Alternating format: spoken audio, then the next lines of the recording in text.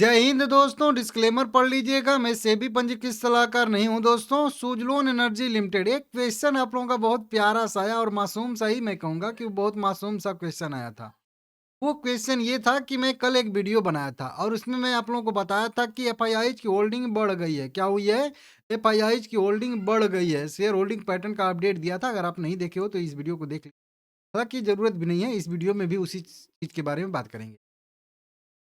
अब उस पे एक क्वेश्चन आया जो अभी बताऊंगा आप लोगों को। देखिए, प्रमोटर की होल्डिंग जो पहले थी वही है 11.73%, मतलब पौने 12% पहले भी थी, अभी भी है। ठीक है ना? एफआईआईज की होल्डिंग जिसकी मैं बात कर रहा था, आप लोगों को समझा रहा था कि एफआईआईज की होल्डिंग यहाँ पे बढ़ती हुई नजर आ रही है और ये 1% बढ़ी है। अब 1% कैसे? 22.7% होल्डिंग दिसंबर सितंबर में थी और दिसंबर में 23.7% होल्डिंग हो चुकी है। मतलब यहाँ पे देखेंगे तो सीधा सीधा 1% की बढ़त देखने के लिए मिल रही है एफआईआईज की होल्डिंग की। बस यही तो इंतजार था कि कब एफआईआईज की होल्डिंग बढ़ेगी और कब शेयर में तेजी आएगा। ठीक है ना? बाकी बात करेंगे पब्लिक की, तो पब्लिक की होल्डिंग भी थोड़ी सी घटती हुई हम लोगों को नजर आ रही है। बाकी जो 1% होल्डिंग घटी है वो यहाँ पे देखेंगे तो डीआईआईज की घटी है। 10.1% से घट के 9.2% के आसपास इनका होल्डिंग हो गया है। मतलब सीधा सीधा कह लीजिए वहीं की 1% के आसपास घट गया है इनकी होल्डिंग। ठीक है ना?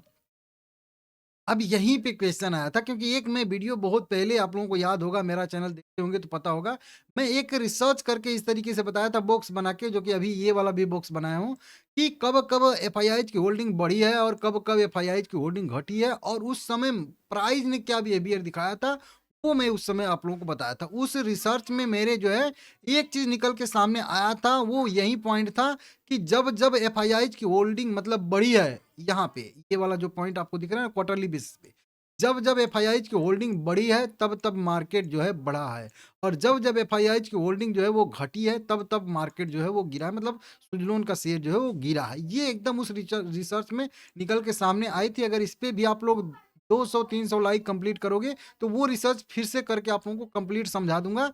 लेकिन अब जब मैं ये बताया था कल वीडियो में कि 1% एफआईआईज की होल्डिंग बढ़ गई है, जो कि अभी भी बता रहा हूं, तो एक मासूम सा क्वेश्चन आया कि जब होल्डिंग बढ़ी है 1% के आसपास दिसंबर वाले क्वार्टर में, तो सबसे बड़ा सवाल या सबसे बड़ा क्वेश्चन यही उठता है, तो फिर प्राइस गिर क्यों रहा है? सबसे मेन क्वेश्चन यही आता है कि भाई जब इंतजार था कि एफआईआईज की होल्डिंग बढ़ेगी, बढ़ी, तो फिर प्राइस क्यों घटा? ये सबसे बड़ा जो है कह लीजिए एक तरीके से क्वेश्चन है सभी लोगों के मन का, जो है कह लीजिए कि एक मतलब है ना कि मन में कि क्या हो गया, ऐसा क्यों हो गया? तो देखिए, आप लोगों को सबसे पहले मैं समझा दूं कि यहाँ पे जब होल्डिंग बढ़ी है तो उस क्वार्टर के दौरान जो है शेयर में मोमेंटम आता है और फाइनली भी क्वार्टर दर क्वार्टर बेसिस उसमें मोमेंटम रहता है, ऐसी संभावना है और ऐसा रिसर्च में देखा गया है, रिपोर्ट में देखा गया है, जो मैं ही करके बताया था खुद की रिपोर्ट में, और की नहीं। ठीक है ना? अब एक चीज आप समझिएगा कि ये क्वार्टर, ये वाला जो बॉक्स बनाया हूं, ये वाला जो क्वार्टर है ये हम लोगों का Q3 है। इसको समझिएगा आप लोग। ये जो है ये Q3 है हम लोगों का, समझ रहे हो आप लोग? Q3 है। जैसा कि मैं रिपोर्ट में आप लोगों को अपने बताया था, 5-6 क्वार्टर का मैं पीछे रिसर्च किया था, उसमें यही पता चला था कि जब एफआईआई की होल्डिंग बढ़ती है तो शेयर बढ़ता है और जब घटती है तो घटता है। ये चीज दोनों बात रखिएगा। अब ये वाले पॉइंट पे एफआईआई की होल्डिंग क्या हुई है कि 1% बढ़ी है। ध्यान से समझिएगा, 1% बढ़ी है। तो अब आप बताइए, आप में से कोई भी बताइए कि कब बढ़ी होगी? सिंपल सा क्वेश्चन, इसका आंसर है कि जब ये वाला मोमेंटम आया था, और इसका मैं टाइम भी बता दे रहा हूं आप लोगों को ताकि आप लोगों को समझ आए। ये जो बॉक्स है इस पे ध्यान दीजिएगा, ये Q3 है। ठीक है ना? ये जब यहाँ से मोमेंटम आया था, उसी में हो सकता है कि एफआईआई की होल्डिंग बड़ी हो। कह लीजिए 28 अक्टूबर से लेके 4 नवंबर के आसपास तक, 5 नवंबर जो भी है, मतलब ये जो एक हफ्ता है उसी एक हफ्ते में बड़ी होगी। क्यों बड़ी होगी? क्योंकि एक बेस बना के इम्पोर्टेंट लेवल 52 रुपए पे, ध्यान दीजिएगा, 52 रुपए के इम्पोर्टेंट लेवल पे सपोर्ट बना के जब भागना शुरू किया बढ़िया मोमेंटम में, और सारे के सारे मूविंग एवरेज को ऊपर ब्रेक करके सस्टेन किया था यहाँ पे 200 डीएम में मूविंग एवरेज पे, ध्यान दीजिएगा, नहीं तो पता नहीं चलेगा आपको। तो जब बड़े इन्वेस्टर होते हैं ना, वो लगभग लगभग, मुझे तो उतना सब क्लियर नहीं है, लेकिन मुझे जहां तक भरोसा है मूविंग एवरेज को सभी लोग फॉलो करते हैं। अब कौन इंडिकेटर फ़ॉलो करता है, ब्रोकरेज फ़र्म या कोई भी कह लीजिए, एफआईआई जो भी कोई कौन-सा करता है ये मैं नहीं जानता हूँ। लेकिन मैं इतना ज़रूर जानता हूँ कि मैक्सिमम लोग जो है वो मूविंग एवरेज को फ़ॉलो करते हैं। आप टीवी चैनल पे देखोगे, कहीं पे भी देखोगे तो तब आप ये जो मेन स्ट्रीम मीडिया में जो रिपोर्ट आती है उसमें भी देखोगे तो ये डीम में कट गया, वो डीम में कट गया। मूविंग एवरेज को सभी लोग फ़ॉलो करते हैं, ये आपको एकदम मानना चाहिए और आज से सभी लोग फॉलो करते हैं। भले उस पे डिसीज़न अपना ना लें उसके हिसाब से, फॉलो सभी लोग करते हैं। तो उसको देखते हैं। जब एका बैक शेयर में 20 डीएम में कटा, 50 डीएम में कटा, 100 डीएम में कटा, सॉरी 200 डीएम में कटा, सबसे ऊपर 100 डीएम में था वो कटा। जब ये कट के यहाँ पे जब प्राइस सस्टेन किया था 4-5 दिन, और वो आप लोगों को बोला भी था कि जब ही ₹62 का लेवल ऊपर ब्रेक होगा, वहाँ से मोमेंटम की संभावना बनेगी, पैनिक एक रिकवरी आएगी इस टाइप की। जो बड़ी-बड़ी रिकवरी आई थी ना, उस टाइप की रिकवरी आएगी। समझ रहे हो आप लोग?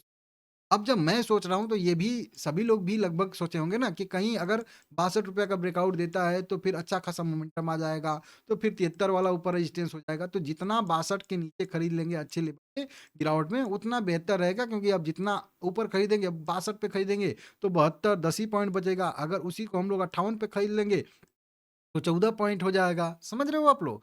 वो चीज़ समझ के सभी लोग इस वाले तेज़ी में जो है यहाँ पे वॉल्यूम भी थोड़ा-सा बढ़ा था, आप लोग देख तो सभी लोगों ने, या फिर मैं मान के चल रहा हूँ कि यहीं पे एफआईआई ने खरीदा होगा, मेरा व्यू है। या फिर जब ये सपोर्ट पे बिल्कुल था तो ये 2 ही पॉइंट उनके खरीदारी करने का है, मेरे हिसाब से। या तो एकदम बाउंस वाले एकदम मेन सपोर्ट पे आया तो होगा तब खरीदे होंगे, या फिर जो है जब मोमेंटम किया होगा तब खरीदे होंगे। ये वाले सपोर्ट पे मुझे नहीं लगता है कि इस वाले सपोर्ट, है ना? क्योंकि ये वाले सपोर्ट पे दूसरी बार आया था तो ब्रेक होने की संभावना, और ये मैं आप लोगों को समझाया भी था कि इस बार शायद से ब्रेकडाउन नीचे की साइड तो दे भी रहा है, आप लोग देख ही रहे हो, ठीक है ना? अब इसी पॉइंट पे यहाँ पे इनकी होल्डिंग बढ़ी है। अब डाटा में तो ये चीज़ आ गया है कि चलिए ठीक है 1% होल्डिंग बढ़ी है। लेकिन उसके बाद अब ये ऐसा थोड़ी है कि नहीं वही सब जानते हैं और जो करेंगे वही की सब। अब उन्होंने भी हो सकता है कि यहाँ पे एंट्री किया हो या यहाँ पे एंट्री किया हो, ठीक है ना? और उसके बाद प्राइस जो है वो गिर गया। यहाँ पे वो तो उनके कॉस्ट पे ही है, यहाँ पे खरीद तब अगर गिरावट में खरीदे होंगे तो यहाँ पे तो उनका कॉस्ट ही है, मतलब फ्लैट ही है। उसके बाद अगर यहाँ पे खरीदे होंगे तो उनको लॉस हुआ होगा। लेकिन फिर भी कोई भी है, अगर नॉर्मल देखा जाए तो सपोर्ट के नीचे का ही स्टॉप लॉस रखा, ठीक है ना? अब ये 5 दिन से गिरावट आ रही है, ये आप लोग इग्नोर कर दे रहे हो। ये कौन-सा क्वार्टर है? ये चौथा क्वार्टर हम लोग का फाइनल क्वार्टर है। अब एक चीज़ यहाँ से गिरावट आई थी, तो अब ये ज़रूरी तो नहीं है कि नहीं हाँ, केवल मार्केट में एफआईआई बेचेंगे तभी गिरावट आएगी। ये वैसे भी गिरता रहता है हमेशा। इस टाइम गिरा होगा तो ये बाकी ये टाइम पे जब गिरावट आ रही है तो हो सकता है कि ने यहाँ पे खरीदा होगा, वो यहाँ पे पैनिक में बेच भी रहा है। समझ रहे हो? तो इसकी वजह से भी। तो ये तो ठीक है कि चलिए एफआईआई ने खरीदा था तो एक मोमेंटम यहाँ से आया था और वो मोमेंटम दिख भी रहा है यहाँ पे। है ना? बाकी उसके बाद प्राइस सस्टेन करके फिर से अब ब्रेकडाउन दे रहा है, तो हो सकता है कि वो एफआईआई शायद से यहाँ पे निकल भी चुका होगा। ठीक है ना? इस तरीके से, या निकल भी रहा होगा, ऐसा भी हो सकता है। इस तरीके से समझ लीजिएगा आप लोग, यहाँ पे आया है। कुल मिला के एफआईआई ने खरीदा था, बढ़िया था, मोमेंट भी था, जो हकीकत था कि एफआईआई खरीदेंगे तो तेज़ी आएगी, लेकिन बस इतना ही। और इसका मेन कारण एक ही था कि रेजिस्टेंस ब्रेक नहीं कर पाया, ब्रेकआउट के पहले से ही सब कुछ हो गया। और ये ₹62 वाला लेवल मैं आप लोगों को बहुत पहले से, इसी वजह से यहाँ पे दिक्कत आ रही है। अब एफआईआई अगर होगा, तो वो क्या करेगा? कम से कम उसको जो है 40-42 के आस-पास लेके जाएगा, अच्छा-सा एवरेज, क्योंकि अब तो सेलिंग होगी यहाँ पे, लेवल टूटा है तो।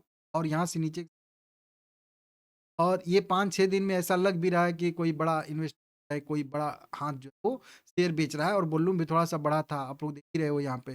तो थोड़ा-सा इसमें दिक्कत है, एफआईआई ने खरीदा था, बड़ी सही बात है, तेज़ी भी आई थी, ये भी सही बात है, लेकिन सस्टेन नहीं कर पाई। तो ये एक ऐसा क्वार्टर आ रहा है, क्वार्टर में कह लीजिए यहाँ पे शुरुआत हुई थी इसकी, और यहाँ पे थोड़ा-सा कह लीजिए इस क्वार्टर में एफआईआई की 1% होल्डिंग बढ़ने के बावजूद भी कह लीजिए कि 1 आध 2%, 4% की गिरावट शेयर में आती हुई हमको दिख रही है। देख भी रहे हो, ठीक है ना? इस तरीके से हाँ, 5-6% क्वार्टर दर क्वार्टर बेसिस की बात कर रहा हूँ, ठीक है ना? इस तरीके से। बाकी ठीक है। एफआईआई की होल्डिंग, अब एक चीज़ इसको पॉजिटिव समझ सकते हैं कि नहीं हाँ, 1% होल्डिंग बढ़ा है तो पॉजिटिव है।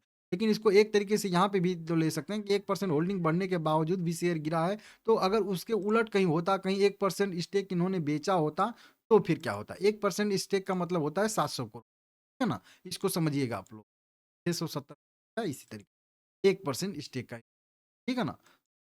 600-700 करोड़ रुपए के शेयर जब एफआईआईज़ ने खरीदे हैं, उसके बावजूद शेयर में गिरावट आ रही है, तो 700 करोड़ बेचे होते, तो क्या होता आप लोग सम और उसके बाद एक रिपोर्ट भी ये निकल के सामने आई है, इसका मैं बताया हूँ, लेकिन कल और बताऊँगा डिटेल में, क्योंकि ये वीडियो मुझे पता नहीं थी इतनी बड़ी बन जाएगी, नहीं तो कोई कुछ और दिखाने वाला था।